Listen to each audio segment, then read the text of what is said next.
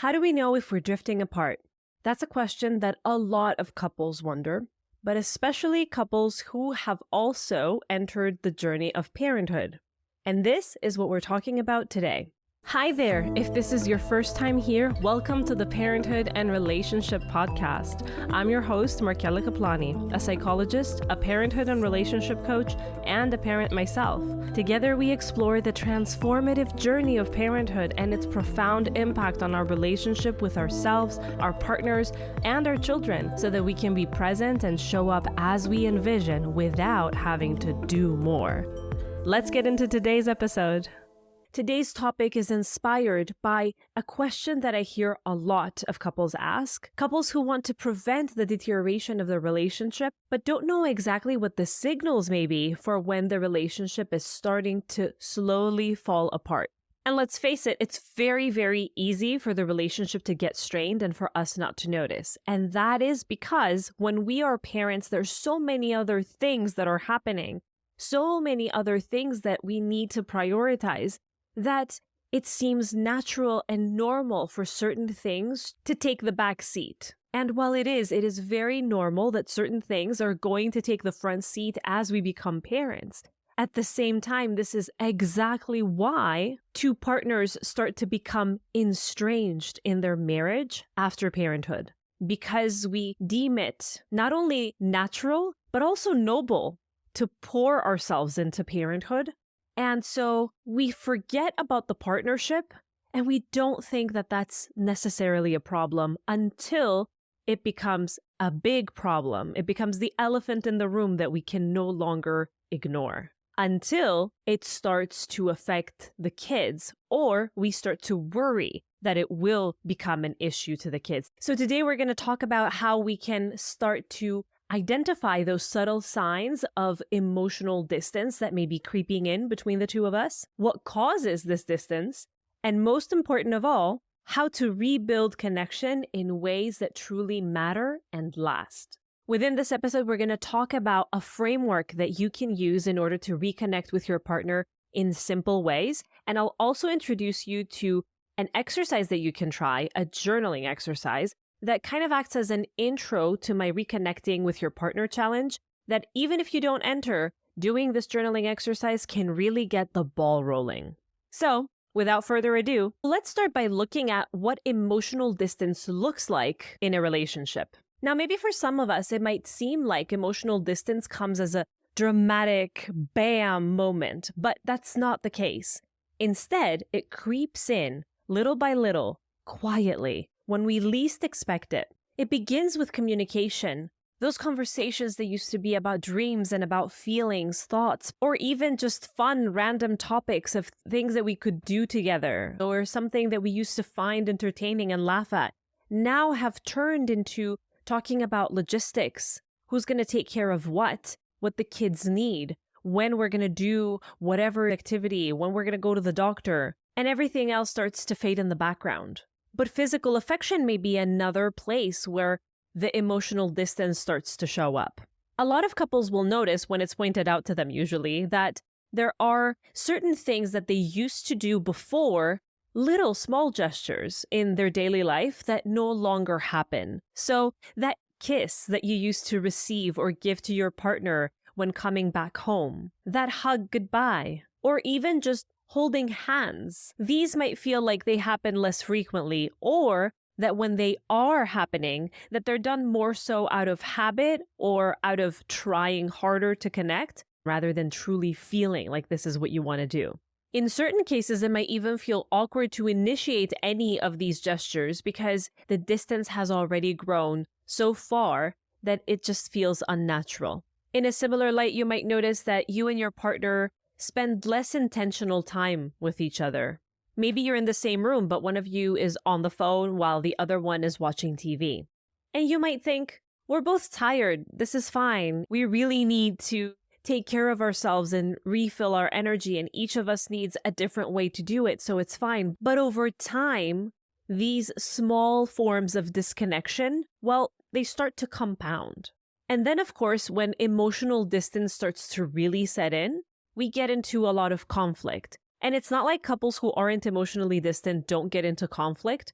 But this is the kind of conflict that we feel like we can't get past. The kind of conflict where you begin to have this disagreement, which turns into an argument, and that is never ever really resolved. Like you're stuck in it and you keep on going around in circles and going back to that same argument again and again, remembering things that may have even happened 2 years ago and bringing them to the surface as if they've just happened now. So then instead of resolving issues, you start to think, he's not going to get it. She doesn't understand me. It's not going to get resolved anyway. So why even talk about it? So this is where the emotional safety has been compromised, where we don't think that we will be heard, when we don't think that there's a point to make ourselves seen because the other person is not going to understand. Arguments linger and they fester and they become a big underlying problem that starts to eat up at the foundations of the relationship. And so, like I said before, emotional distance at first feels quite normal. Parenthood is busy, demanding, exhausting. So it's easy to brush these signs off and just go on with life. But over time, moments of disconnection add up. And then it can leave us feeling like something is missing, even if we can't really put a finger on what it might be. And this is why minding the emotional distance really matters, because it might start to feel like I am with my partner, we are together, we're in the same room, but I don't feel like I'm with someone. I don't feel a connection. And this is way bigger than just feeling like something is off. We start to close up when this happens. We start to feel like we cannot be vulnerable because we don't feel safe in the relationship. When we don't feel emotionally connected, this can lead to feelings of loneliness and frustration and finally resentment, which is the worst thing that we can end up feeling. And these emotions don't just affect the relationship, because maybe as you're watching this, you might feel like you are far gone and that it may not be worth it anyway to try really hard. That my priority is the children and maintaining the family dynamic, even if the relationship is no longer going to work for me. But mind you, these feelings, they start to affect the entire family dynamic. They start to affect the children who very well understand what's happening between their parents. And so it starts to influence the entire way that we parent and the emotional safety that our children feel within this family dynamic. As hard as it may be to admit, it's very hard to be calm and relaxed and show up as that gentle parent that you want to be if you're feeling like your relationship with your partner is becoming undone. And that is why it's so important to catch emotional distance as early as possible. But even if you are at that stage where you feel like the relationship has already gone down the drain and you're just trying to salvage the family dynamic in attempting to stay together as parents but not as partners, I want to reassure you that there are good news for you too. You're not far gone if you're watching this, trying to understand why this has happened. There are things that you could do to restart the relationship.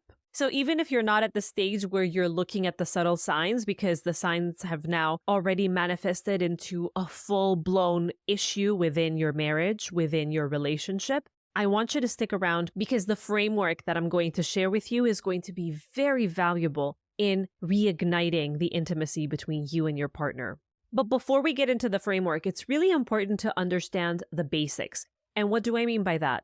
After understanding how emotional distance creeps in, it's really important to understand why this happens, because if we don't know why it happens, then we're not really able to resolve anything. Emotional distance does not creep in out of nowhere. It's based on subtle shifts that happen over time.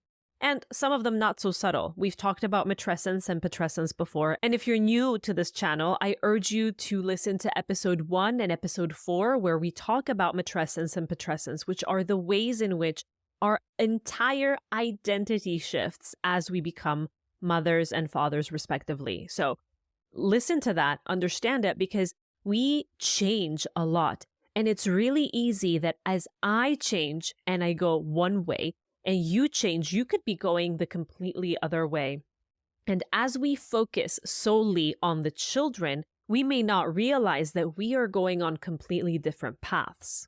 This is not inevitable. The fact that we're going to change is, but growing apart as we change does not have to be. It doesn't have to happen if we also pay attention to us as a couple. If we also start to understand that as much as we value raising our children well, raising happy, well-adjusted adults, we need to understand that part of the ingredients to that is having a healthy relationship with our partners. So let's get into the first cause, and that is the time and energy drain that we experience as parents.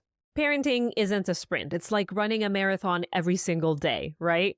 By the time that we cross that finish line, bedtime, we are already very tapped out. And so what happens when you're that drained? We start to focus only on the essentials. So the relationship becomes optional. Do I have the time and the energy for this now? Well, it would be great if we spent some time together. It would be nice if we had that lovely conversation, but I am too tired. I would prefer to numb myself out by watching TV or being on the phone, because it just seems like with this exhaustion, I can't even get into any kind of conversation. But relationships are kind of like houseplants. They don't demand a lot of attention, but they do need that steady, that regular care. If we're only watering them at the point where they are starting to wilt, it becomes harder and harder to bring them back to life.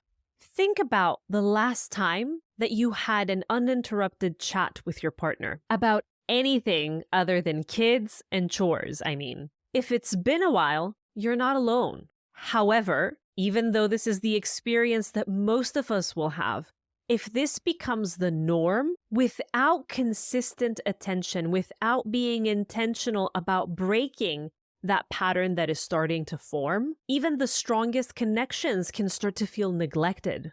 The second cause is obviously that identity shift that I talked about before.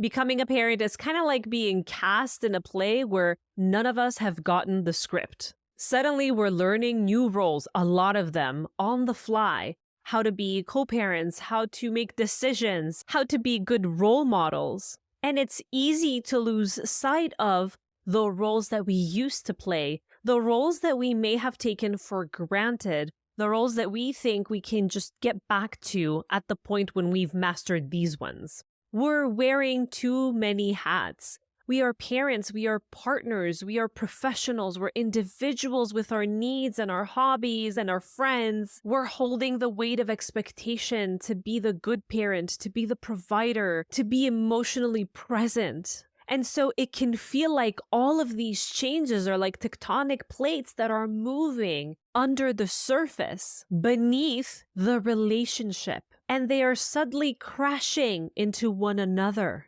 But these crashes are creating cracks that, if unaddressed, are going to eventually cause some kind of distance or an eruption. Another cause, and this is making the list because it is very typical. I'm speaking to you specifically, and I know you'll relate to this because so many people do.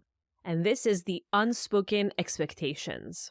There are so many things that start to deteriorate because of the fact that we expect our partner to understand what we need, how we need it, when we need it, if they love us enough. We are so exhausted that it's very difficult for us not to get into this mode where we are hoping that someone will just come with a chariot and save us, and will fulfill our wishes with a magic wand, and that this is what our partner is supposed to do if they love us, if they care, if they are seeing us. And so what happens is that we slowly start to feel unheard, unseen, uncared for. If you can't read my mind, if you haven't been watching me, if you haven't been seeing my needs, if you don't remember all the things that I told you to do 1, 2, 3 times so that you can make them the consistent thing instead of me having to ask, then it means you don't love me. You're not paying attention to me. It means that even though you did it the first couple times that I asked, you didn't do it because you wanted to. You did it because you had to. If you really cared, you would have now understood that this is something that you can take on. The fact that you haven't done it starts to feel like a personal insult. The fourth cause is that lack of intentional connection. A relationship is kind of like a campfire. Maybe in the beginning it's blazing. And so we start to think that we've got the foundations and we've got something really strong here and it's great. But if nobody is tending to it, if there isn't that care involved, without putting in those logs of connection, meaning shared moments, laughter, joy, physical touch, the fire starts to fade. And the problem is the same for all of us. Life gets in the way. It will get in the way. There's no way preventing that. And so as it does, we forget to tend to that fire. We put way too much weight on love. Love isn't enough. Having had a great connection is not enough. It cannot hold the relationship forever if we don't start uplifting it ourselves. So connection doesn't have to be elaborate. It doesn't have to be time-consuming, but it does need to happen intentionally. The important thing to remember, however, is that none of these causes means that your relationship is broken and that there is no turning back. All relationships are going to face some emotional distance at some point or another, especially in parenthood. But what we're trying to do here is to recognize the roots of these causes in order to be able to resolve the distance before it becomes way too big to bridge. Okay, so now it's time to talk about that framework, that roadmap that we can follow in order to start to reconcile that gap that may have been growing between the two of us as partners so that we can get closer to each other one step at a time. So, step one is awareness and communication. We can't resolve anything unless we've acknowledged it, unless we've brought it to the surface and we've really talked about it, not insinuated, but really discussed what's going on for us. This means having an honest conversation about where each one of you stands. You can think of the relationship a little bit like a compass. If you're a little bit off course and nobody notices, you can slowly but steadily move further away and create bigger distance. But if at some point you notice that the arrow is pointing the wrong way, a different way, then you can slowly readjust and go back on track. And that readjustment is this honest conversation that I'm talking to you about. Here is what this may sound like. I've noticed we've been feeling a little distant lately, and I really want us to feel closer. How are you feeling about us? So as an example, one couple that I worked with decided to set 10 minutes each week, not every day, where they can have a State of the Union kind of chat. In that conversation, for 5 minutes, each person spoke, and what they shared was very specific. Within those 5 minutes, they shared one thing that they appreciated about the other person in that week, and one thing that they felt could be improved. It was simple, but it opened up the door to conversations that they weren't having before. In time, they started to feel like these 10 minutes a week became the space where they got to learn about one another once again, that they got to explore each other again. And of course, they found out a lot of new things about each other because, like I said before, we change as we grow and we change in parenthood. So it was really fundamental for them, and it's going to be very fundamental for you too. Step 2 is to prioritize quality time. So obviously, we talked about how easy it is to let time get away from us, to let the intentional focus on us as a couple get away from us. And so I am not talking about elaborate dates or going away on the weekends. Like with the example that I said just now, this is about carving a little bit of intentional time with one another where we can intentionally, again, have very honest and open conversations about what we need, what we appreciate, what we're grateful for, what could improve. But this needs to be done without distraction. If you think that you are doing this, but the place where you're doing it is in the middle of the kitchen while cooking and the kids are screaming in the background, this is not a conversation you should be having at that time. Intention matters. Setting time aside in order to have this conversation will set a much more positive tone than it will feeling ambushed into a conversation that just seems like correct this so that things will improve, as if I'm the problem. Do you see the difference? So a practical tip here is to schedule a mini date every now and then where you sit down and you discuss things over 5 minutes of coffee before the kids wake up, for example. And you ask questions like, how have you been lately? What's been coming up for you? What's one thing that made you smile today? So while the one couple that I mentioned before, we talked about those 10 minutes a week, and that's what they were ready for. Another couple, what they decided to do was to set aside 15 minutes every day right after the kids went to bed. In that time, the TV was off, the phones were away, and all they did was talk to one another about how their day went, discussing things that would help each of them decompress. So a lot of times it might feel like we're minding the other person, and we might feel resentful about minding the other person's feelings. Like, if I bring this thing that bothers me up, it's going to change the mood and they're going to get angry, and I am not ready for a conversation like that. I'm not ready for an argument at this time of day. And that also becomes a point of frustration. But if instead we think about what will help me decompress, I want to talk about something that's completely irrelevant to everything. What can we discuss that will make me feel a little lighter? You will immediately see that there are things that you want to share that will allow you also to feel like you're filling your own cup while you're also filling the cup of the relationship. And this will eventually develop into a ritual that you start to look forward to even on hectic days.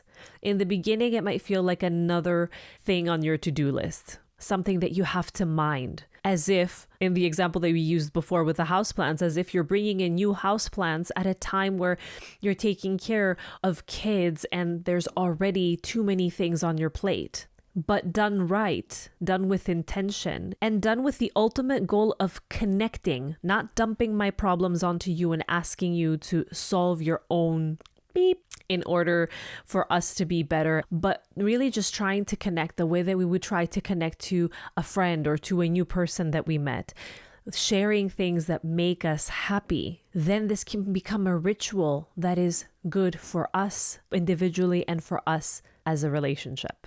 Step 3 is practicing gratitude. Simple step. I talk about it a lot also in individual sessions that I have about how important it is for uplifting our psychology, for changing the way that we go about our day. But it can also be very beneficial at the couples level as well. It's really important that we start to shift our focus from what is missing to what we can work with, what's going well. While you may think that focusing on the negatives is the way that you will improve the relationship because that's what you need to fix and then everything will be all right, focusing on the negatives is actually going to create more resentment, more frustration. Both our partner and we will feel like there's always something that's wrong. And that is never a feeling that gets us to actually improve. Think of expressing gratitude to your partner like planting seeds. Every time you plant one of those seeds, you are helping the connection grow. Here is what this may look like. You could be saying something like, I really appreciated how you handled bedtime today. It really gave me some time to decompress. Or it may be something along the lines of, oh my God, how much I love that you make me laugh even on days and times that I'm super stressed. So on a daily basis, this could look like finding something to share with your partner that you're grateful for. Like, I love how you make coffee every day for me and I find it ready when I wake up. Or something like, I really appreciate how you allow me to vent and get things out of my system. These very small moments, these things that we think our partner knows that we appreciate, and so we never share them, they are the ones that slowly start to rebuild trust and intimacy. Step 4 is rekindling physical intimacy. Physical touch is one of the most powerful ways to bridge emotional distance. However, for a lot of couples, it may not be wise to start from there. And that is why I have it as step 4. Still, when you're ready for it, And I'm not talking about physical intimacy in the traditional sense. I am talking about small gestures, like a touch on the shoulder, holding hands, a kiss, even on the cheek if that's all you feel comfortable with at first.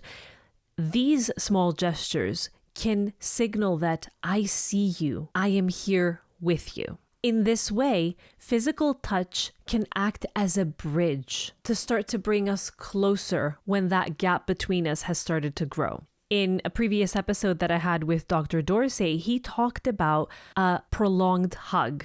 So maybe it's a lot for you right now to think about hugging your partner for 40 seconds straight. Maybe it's awkward and maybe it's too much. Let's start with a 10-second hug.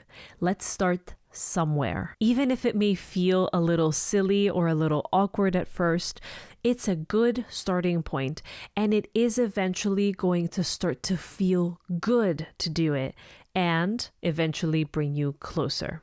Moving on to step 5, it's really important to consider where you guys are at right now and whether additional support is warranted. Sometimes the emotional distance can feel a little overwhelming to navigate on our own. And that is totally okay.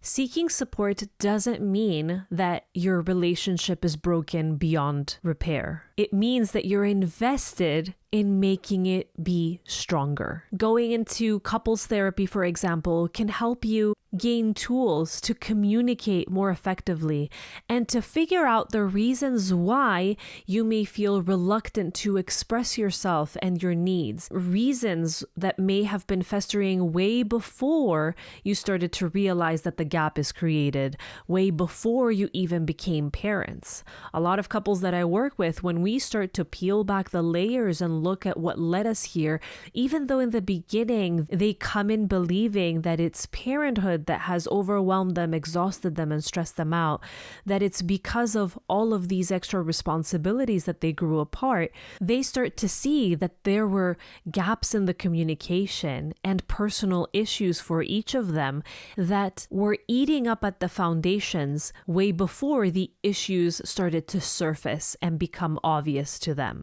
In couples therapy, therefore, we figure out what these things are, and then we're able to work on them and find the tools necessary and build the foundations necessary in order to be able to deal with the everyday challenges that come at us. And because not everybody has the opportunity to go into couples therapy, and because I want to help as many couples as possible, I have created the Reconnecting with Your Partner Challenge. This is a simple guided program to help parents regain intimacy as partners in the span of just 7 days. You heard that right, just 7 days. The challenge is now open, and this is for you whether you want to join as an individual or with your partner. What's even more exciting is that the first 20 people that sign up can join for just $7. $1 a day for 7 days in order to rekindle your intimacy. Over the span of these 7 days, you will be getting simple but mighty exercises and prompts that you can use in order to reconnect with your partner, and you will be introduced to an intensive framework that you can use and keep the momentum going way after the challenge is over. This is designed for busy parents who want to feel connected again, but don't know where to start. And because I want to be as hands-on as possible, spots are limited. So if you're thinking about it, don't wait to join. And finally, step 6, celebrate progress, not perfection. A lot of times, as this emotional distance has been growing and growing, and the resentment has been building up, we don't realize it, but what we expect in order to start feeling closer to our partner is perfection. It's not enough when we see a little bit of improvement. We want to see something grand in order to feel that we can trust our partner, that we can feel safe in the relationship. However, if we don't celebrate the small wins, the resentment keeps on growing. We are looking at the remaining weeds in the garden instead of focusing on the fact that slowly but steadily, we are taking them out one by one. Over time, these small efforts are going to create something beautiful and lasting. I want you to go back and listen to this step by step, commit to this framework, knowing that results don't happen overnight, knowing that your effort will pay off even if in the first few days, maybe in the first few weeks, you don't see something drastic happening necessarily. But if you are feeling ready to see a transformation that happens way quicker, if you are determined, if you're going to be committed, if you devote yourself to the process, then the Reconnect Challenge is for you. It's not for everyone, but it is for you if you are committed to doing something every day in order to see a transformation happen. If you're committed to following the steps and doing what it takes in order to get closer to your partner, not prove your point, not air your frustrations, not ensure that they know you're right, but to connect with your partner on a deeper level. As we wrap up today's episode, I want to let you know that emotional distance does not mean that your relationship is beyond repair. It's not failing. This is a signal, not a sentence. It's a reminder that even though you are focused on being the best parent you can be, the relationship also needs tending to. So now that you know all the signs that the emotional distance is growing, and you know the symptoms and you know the causes, and you have the framework in place in order to start reconnecting, here is a journaling exercise to boost your efforts even more. Find 10 minutes this week in order to reflect on these prompts. What moments in our relationship make me feel most connected? What do I miss about how we used to connect? And what's one small thing I can do this week to create space for reconnection? And please don't treat this as if it's a to-do list. Write down what matters most. This is the kind of clarity that your partner needs from you as well. If this episode resonated with you and you'd like to take the extra step, I would love for you to share your thoughts with me. And just so you know, I'm going to be way more active with my newsletter, where I will be giving you exclusive tips, tools, and exercises delivered straight to your inbox for free. It's the perfect way to stay connected and inspired as you navigate parenthood and relationships. You can sign up for it for free, of course, at markelakaplani.com/newsletter. All the resources and links that I mentioned today are in the description below, so don't worry about that. Thank you for spending this time with me today on the Parenthood and Relationship podcast. I'll leave you with this. Starting the reconnecting process requires only one thing, and that is intentionality. Until next time, take care of yourself and take care of each other. See you next Sunday. Bye-bye.